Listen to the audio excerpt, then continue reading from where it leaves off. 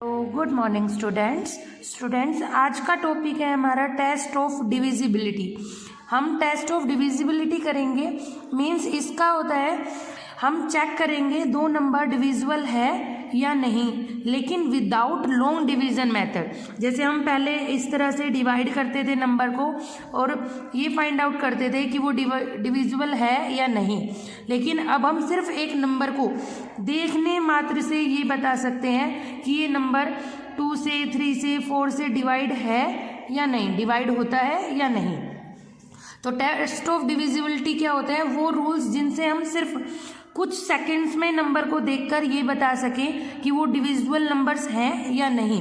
तो इस वीडियो को एंड तक देखना, टॉपिक को क्लियरली समझने के लिए, डिविजिबल रूल्स को समझने के लिए।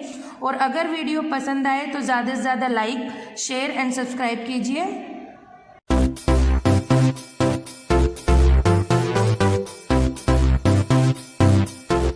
सबसे पहला रूल है हमारा डिविजिबिलिटी का। हम चेक करेंगे डिविजिबिलिटी बाय 2। हम एक नंबर को ये देखेंगे कि वो 2 से डिवाइड होता है या नहीं। तो सपोज कीजिए हमें चेक करना है 2, 4, 6 को, ठीक है, कि ये 2 से डिविजिबल है या नहीं। तो 2 से डिविजिबिलिटी चेक करने के लिए आपको लास्ट डिजिट को देखना है।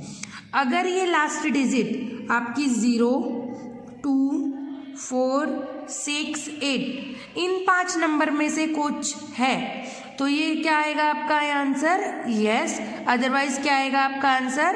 नो। तो देखिए यहाँ पर क्या है आपका 6, ये इन 5 नंबर में से है 6, तो इसका मतलब ये क्या हो गया हमारा? Yes divisible by 2।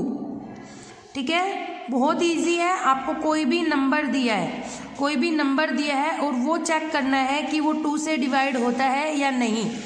ठीक है, तो आप क्या करेंगे? इस डिजिट को चेक करेंगे।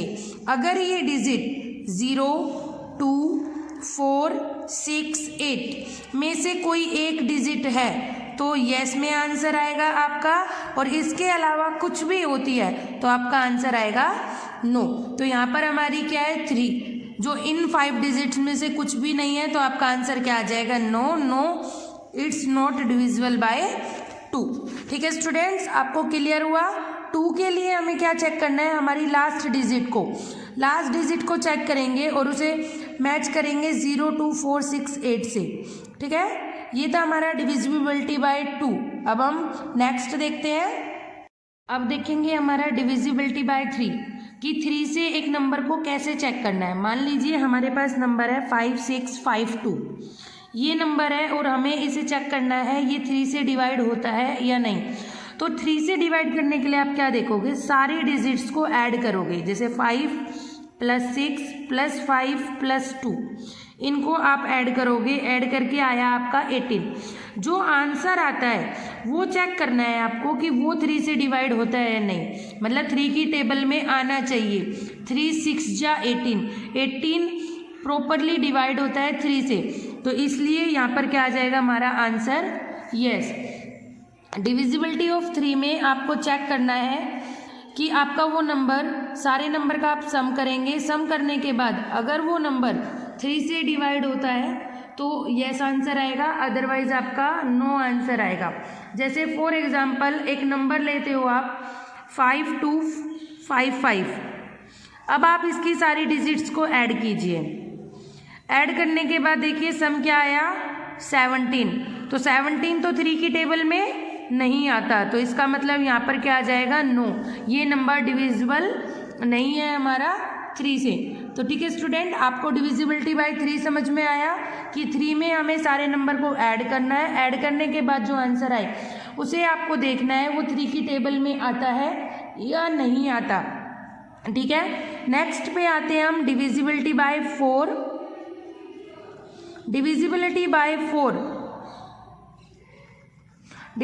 बाय 4 में हम चेक करते हैं। जैसे मान लीजिए आपको एक नंबर दिया हुआ है, कोई भी नंबर दिया है 10284, हमें ये नंबर चेक करना है। तो आप क्या करेंगे? जो लास्ट की 2 डिजिट है 1s प्लेस और 10s प्लेस पर जो आपकी डिजिट है उस डिजिट को डिवाइड करेंगे 4 से।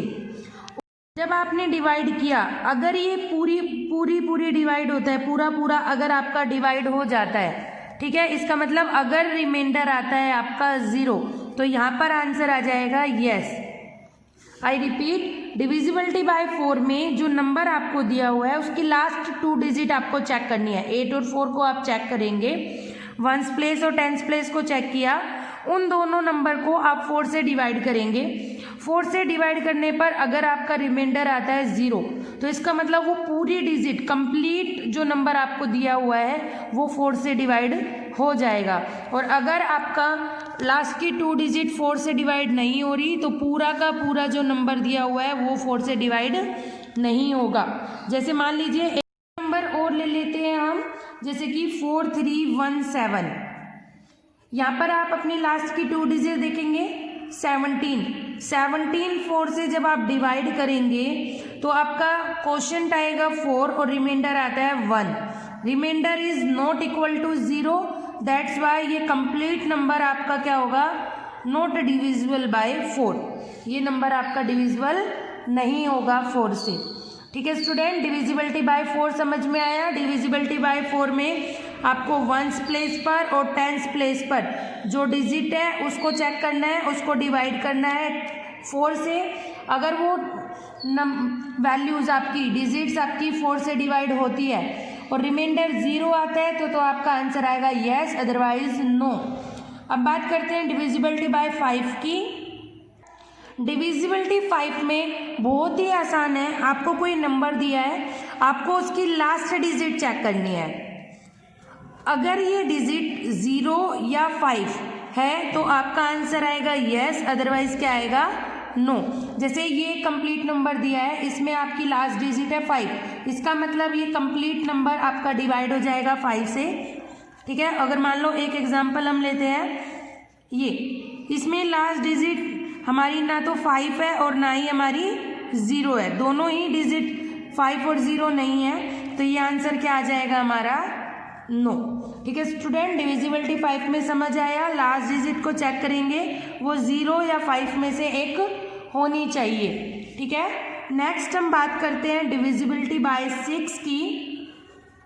तो देखिए, डिविजिबिलिटी बाय 6 के लिए आपको पहले डिविजिबिलिटी रूल 2 और डिविजिबिलिटी रूल 3 दोनों ही आने चाहिए, क्योंकि डिविजिबिलिटी 6 में मान लीजिए एक ये नंबर है, इसको हमें चेक करना है ये डिविजिबल बाय 6 है या नहीं, तो उसके लिए आपको पहले इस नंबर को चेक करना है ये डिविजिबल बाय 2 है या नहीं।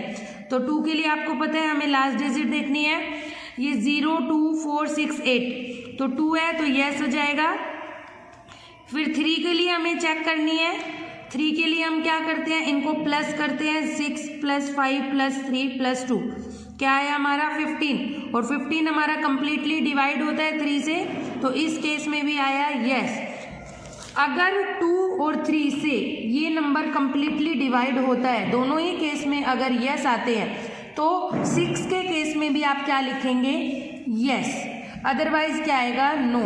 मान लीजिए आप एक नंबर लेते हैं, ये आपने एक नंबर लिया ये, तो यहाँ पर आप जब चेक करोगे 2 से ये कंप्लीटली डिवाइड हो रहा है, मगर 3 से ये नंबर डिवाइड नहीं होगा, 3 से ये नंबर डिवाइड नहीं होगा, तो यहाँ पर दोनों यस नहीं है, इसलिए आप लिखोगे 6 4 3 4, 6 से भी डिवाइड नहीं होगा, क्योंकि दोनों ही केस में 2 और 3 दोनों केस में हमें यस चाहिए। अगर एक यस एक नो है और या फिर दोनों नो है तो हमारा 6 से भी वो नंबर डिवाइड नहीं होगा। ठीक है स्टूडेंट, आपको 2 3 4 5 6 की डिविजिबिलिटी समझ में आई। अब हम नेक्स्ट चलते हैं divisibility bye 8। Student, divisibility bye 7 का कोई रूल नहीं होता, इसलिए हम कर रहे हैं डिविजिबिलिटी बाय 8। डिविजिबिलिटी बाय 8 में हमें जो नंबर दिया है उसमें आपको लास्ट की 3 डिजिट करनी है। देखिए, डिविजिबिलिटी बाय 4 और डिविजिबिलिटी बाय 8 सेम होती है। 8 में आप लास्ट की 3 डिजिट देखते हैं और 4 में आपको लास्ट की 2 डिजिट देखनी होती है, बस इतना सा डिफरेंस है। ठीक है, तो डिविजिबिलिटी बाय में 8 में आप लास्ट की 3 डिजिट देखेंगे। अगर ये 3 डिजिट कंप्लीटली डिवाइड होती है 8 से, इसका मतलब अगर रिमाइंडर आता है 0 तो आपका आंसर आएगा यस, अदरवाइज क्या आएगा नो। तो यहाँ पर ये 3 डिजिट हमारी कंप्लीटली डिवाइड हो रही है, रिमाइंडर यहाँ पर 0 आता है, तो ये पूरा कंप्लीट नंबर क्या लिखेंगे हम, यस डिविजिबल बाय 8। ठीक है, एक एग्जांपल और ले लेते हैं, जैसे 70511 लिया, आप इसकी लास्ट 3 डिजिट चेक करेंगे 511, तो ये कंप्लीटली डिविजिबल नहीं है 8 से, यहाँ रिमाइंडर आपका ग्रेटर देन 0 आएगा, तो इस केस में आपका क्या आंसर आ जाएगा, नो, 70511 नॉट डिविजिबल बाय 8। ठीक है स्टूडेंट्स, क्लियर हुआ आपका डिविजिबिलिटी बाय 8 कि डिविजिबिलिटी बाय 8 कैसे करते हैं। ठीक है, अब आते हैं हम अपने अगले रूल पर, डिविजिबिलिटी बाय 9। आप इस वीडियो को 1 बार 2 बार 3 बार देखिए, टॉपिक को क्लियरली समझने के लिए, डिविजिबिलिटी रूल को अच्छे से समझने के लिए। और स्टूडेंट्स, आपने अभी तक बच्चे मेरा चैनल सब्सक्राइब नहीं किया तो प्लीज़ सब्सक्राइब माय चैनल, जिससे आपको कोई दिक्कत नहीं हो वीडियो को चूज़ करने में। तो देखिए, डिविजिबिलिटी बाय 9 में सेम है हमारा डिविजिबिलिटी बाय 3 के जैसे, आपको सारी डिजिट्स का सम करना है, और सम करने के बाद जो आंसर आया, अगर वो 9 की टेबल में आता है तो आंसर आएगा यस, अदरवाइज क्या आएगा नो। जैसे हमने डिविजिबल बाय 3 में किया था, उसमें हम सम करते थे और चेक करते थे कि ये डिविजिबल होना चाहिए 3 से, और 9 की टेबल में हम चेक करते हैं ये नंबर डिवाइड होना चाहिए 9 से, सिर्फ इतना सा डिफरेंस है। तो आई होप आपको डिविजिबिलिटी बाय 9 समझ में आ गया हो। अब इसके बाद बात करते हैं डिविजिबिलिटी बाय 10 की। डिविजिबिलिटी बाय 10, जैसे 5 में आपने देखा था कि लास्ट की जो डिजिट है, लास्ट की जो डिजिट थी 5 में आपने देखा था ये 0 या 5 होनी चाहिए ये डिजिट, और डिविजिबिलिटी बाय 10 में ये डिजिट क्या होनी चाहिए, लास्ट की 0। अगर लास्ट की डिजिट 0 है तो आप लिखेंगे यस, और अगर लास्ट की डिजिट 0 नहीं है तो आप क्या लिखेंगे, नो।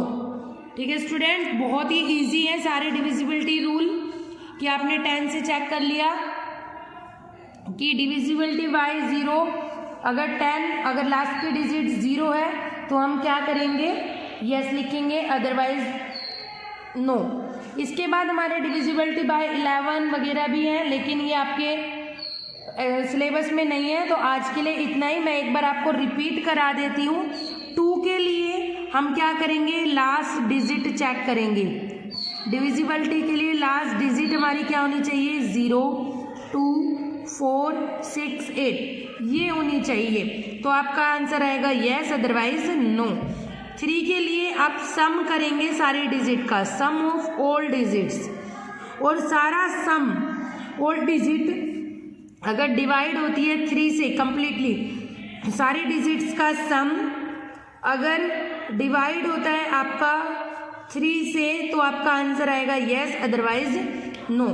4 में आप क्या करेंगे, लास्ट 2 डिजिट देखेंगे, लास्ट की 2 डिजिट देखेंगे, लास्ट की 2 डिजिट अगर कंप्लीटली डिवाइडेड होती है 4 से, मतलब अगर लास्ट की 2 डिजिट कंप्लीटली डिवाइड होती है हमारी 4 से तो आंसर आएगा यस, अदरवाइज नो। 5 में आप लास्ट की डिजिट देखेंगे, आपको अगर स्क्रीनशॉट लेना है तो आप ले सकते हैं, लास्ट में ले लेना।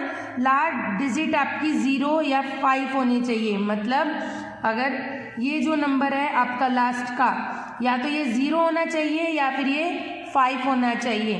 6 के लिए जो पूरा का पूरा नंबर है वो 2 से एंड 3 से दोनों से डिवाइड होना चाहिए, तब वो क्या होगा, आपका डिविजिबल होगा 6 से। इसके बाद 8 में आप लास्ट 3 डिजिट देखेंगे, लास्ट की 3 डिजिट अगर डिवाइड होती है 8 से तो आंसर आएगा यस, अदरवाइज नो। 9 में सम करेंगे आप, सम ऑफ ऑल डिजिट्स, सारी डिजिट्स का सम करेंगे, और अगर सारी डिजिट्स का सम डिवाइड होता है 9 से तो आपका आंसर आएगा यस, अदरवाइज नो। 10 से आप लास्ट डिजिट देखेंगे, लास्ट डिजिट आपकी 0 होनी चाहिए 10 से बताने के लिए। तो स्टूडेंट्स, आप इसका स्क्रीनशॉट ले सकते हैं, ये मैंने इन शॉर्ट में आपको बता दिया। आई होप आपको सारे डिविजिबिलिटी रूल समझ में आ गए हो। आज के लिए इतना ही, थैंक यू।